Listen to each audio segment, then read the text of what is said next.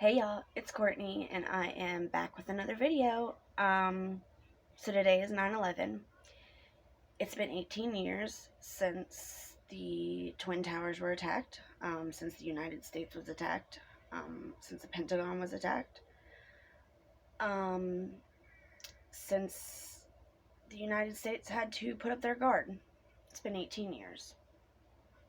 And in a way, I feel like the U.S. was brought closer that day. I feel like we started showing more American pride that day, proud to be Americans. Um, but I also feel like there was a lot of anger and confusion and hate that day. Um, and there's some downsides. Of course, there's more downsides. But you guys know I'm the let's try to find a good thing out of a bad thing kind of person. Um, there are many lives lost. There are many friendships lost. There are many cousins lost, sisters, brothers, mothers, fathers, sons and daughters lost that day. There was a fear of Middle Eastern people because of that day. Not saying that I have a fear of Middle Eastern people, but there was more people that were in the back of their mind thinking, oh no, every time they saw somebody with brown skin, which is horrible. But that's something that came because of the attacks. And that's not fair to the people that are here because they want to be here and they love this country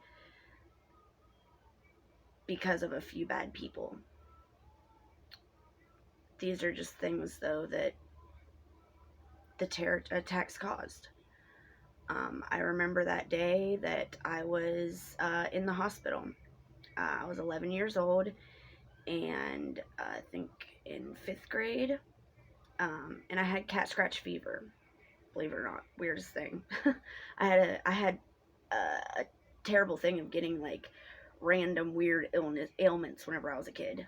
And cat scratch fever more than once was one of those things that was just random and weird that I got.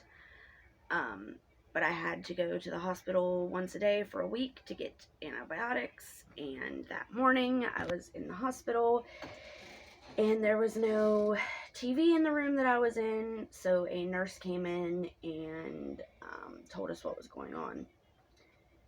And I remember that a plane crash landed somewhere in Pennsylvania,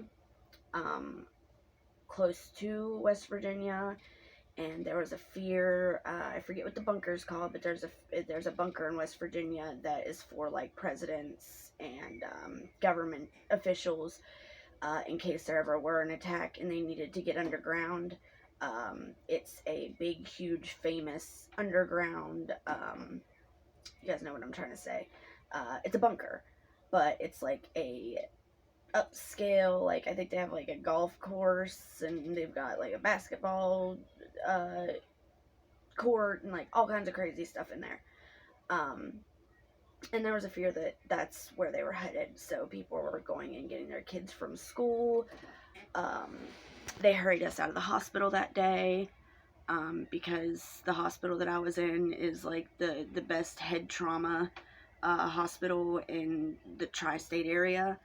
So they had a fear that maybe that's where they were trying to come. I think there's mass panic everywhere. Everybody was panicking about one reason or another. Because we didn't know what was coming next. We didn't know what was going to happen. And I remember that fear more than anything. Especially as a kid, not understanding why somebody would do that. Why there was so much hatred. That somebody would want to take hundreds of lives. My daughter brought home a paper last night, and it was like, ask your parents where they were during 9/11. And her asking those questions just brought back a lot of remembering where I was and how I felt that day. And to anybody that was personally affected by that day, I cannot imagine the way that you guys felt, because I know how I felt as a kid, 11 years old, and it wasn't good. So the people that were personally affected by that day, who lost family or friends or a wife or whatever, my heart goes out to you. To anybody that lost anybody, or anybody that even knows somebody that lost somebody, my heart goes out to you, because that was a terrible, terrible thing. So I just wanted to take this few minutes and remember that what happened that day. As Americans, we can never forget. That's a day that forever in history will be one of the worst days of the United States history. I hope that nothing happens that is worse than this ever. I hope it always stays the worst day in the United States history, because I don't ever want anything worse to happen than that, because my God, that was terrible. So yeah, everybody just take a few minutes today and reflect upon that day and think about the people that it impacted and the people that lost their lives. And I